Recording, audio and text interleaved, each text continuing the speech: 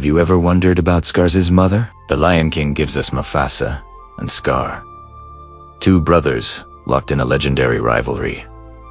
But what about the queen who raised them? The official books actually introduce us to Uru, the mother of Mufasa and Scar, and her story is just as compelling as her son's. It's a tale of drought, desperation, and a queen's impossible choice. Let's dive into the day Scar's mother challenged Mufasa and changed the Pride Lands forever. To understand Uru's story, we need to go back to a time before Simba, to the reign of King Ahadi and Queen Uru.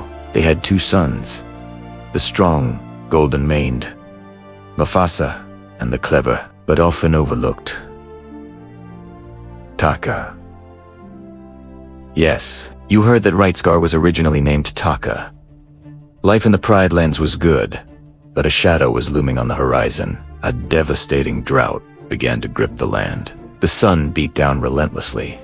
The rivers dried up, and the once lush savanna turned to dust. The herds grew weak, and the circle of life was strained to its breaking point. King Ahadi, a ruler burdened by responsibility, focused all his energy on managing the crisis. He patrolled the borders, negotiated with the desperate herds, and tried to maintain order. In his intense focus on his royal duties, he unintentionally neglected his family. Mufasa, as the heir, was often by his father's side, learning the heavy responsibilities of a king. This left Taka feeling isolated and resentful. He saw his father and brother together, a powerful duo, while he was left in the shadows. This growing jealousy was a small crack that would eventually shatter their family. But while Ahadi looked outward, Queen Uru looked inward, at the heart of her pride in her family.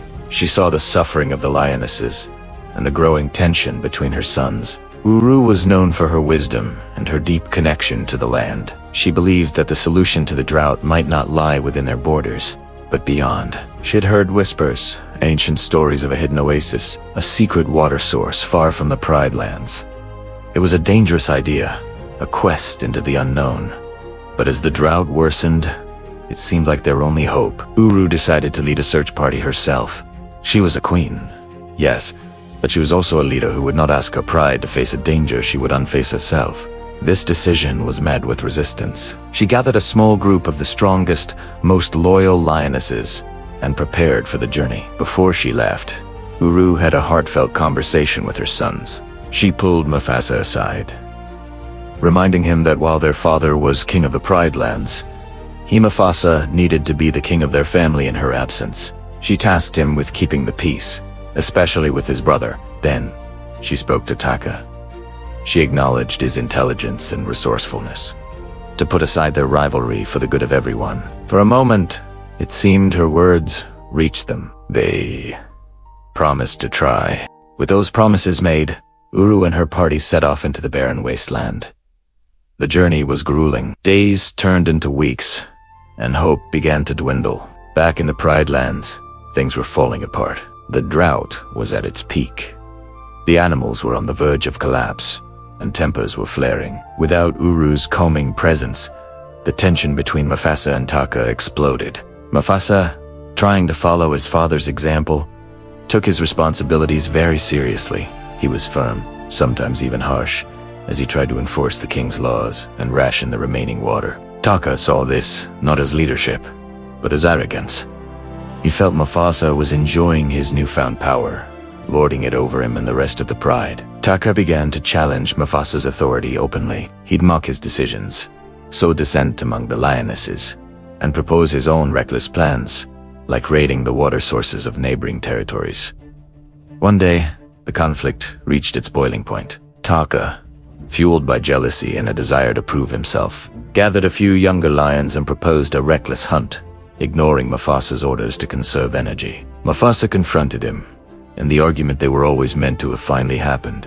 Taka accused Mufasa of being just like their father, obsessed with power and blind to his brother's worth. Mufasa, frustrated and stressed, retorted that Taka was selfish and reckless, thinking only of himself. The argument escalated into a physical fight, a shocking moment for the pride. Their brawl was eventually broken up by the older lionesses, but the damage was done.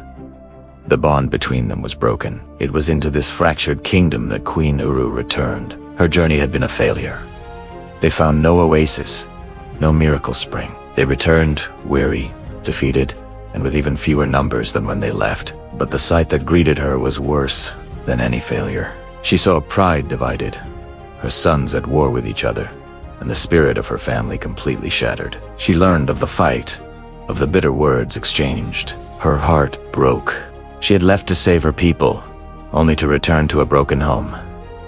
This is where the story takes a critical turn. This is the day Scar's mother challenged Mufasa, but it wasn't a challenge for the throne. It was a challenge of the heart. Uru didn't yell or roar. She approached Mufasa with a quiet, profound sadness. She looked at her golden son, the future king, and asked him a simple question. "What have you done?" She didn't blame Taka. She held Mufasa, the one she had entrusted with their family's peace, accountable. She told him, "Your father rules the land, but I asked you to rule our family." A true king doesn't just command, he connects. He doesn't just lead, he listens. You let your pride and your frustration cloud your duty to your brother. She challenged his entire understanding of leadership. She explained that Taka's anger didn't come from a place of pure evil, but from a place of pain, of feeling invisible and unloved. She reminded Mufasa of the promise he had made to her. By failing to keep the peace with Taka, he had failed his first and most important test as a leader. This confrontation was a defining moment for Mufasa. It was a lesson no amount of royal training from his father could have taught him. He saw the deep sorrow in his mother's eyes and understood the weight of his failure. Uru's challenge wasn't about power. It was about empathy. It was about understanding that a kingdom is not just territory and subjects, but relationships and family. It reshaped Mufasa from a prince who simply followed orders into a king who understood the importance of compassion. This lesson is what would later make him the wise and beloved ruler we see in The Lion King. But what about Taka? Uru also confronted him, not with anger, but with sorrow. She acknowledged his pain but condemned his actions. She explained that his jealousy was a poison that was destroying not just his relationship with his brother, but himself. Unfortunately, the damage was too deep. Taka felt betrayed by Mufasa and misunderstood by his mother. He saw her challenge to Mufasa, not as a lesson in empathy, but as her once again taking Mufasa's side. In his mind, even after he had been wronged, Mufasa was still the favored son. This moment, meant to heal, only solidified Taka's descent into darkness. It was shortly after this that he would orchestrate the incident with the buffalo that would give him his scar, and he would embrace that name, Scar, as a permanent reminder of his perceived betrayals. So, the day Uru challenged Mufasa was not a battle of claws and teeth.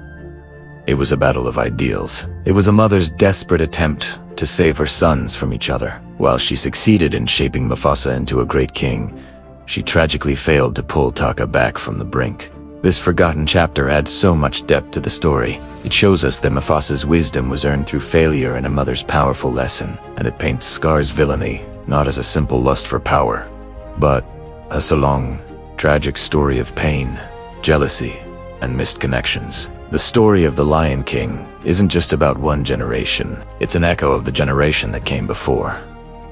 What do you think? Does knowing about Queen Uru and her struggle change how you see Mufasa and Scar? Let me know your thoughts down in the comments. Thanks for watching. And if you enjoyed this deep dive into the lore of the Pride Lands, be sure to like this video and subscribe for more. See you next time.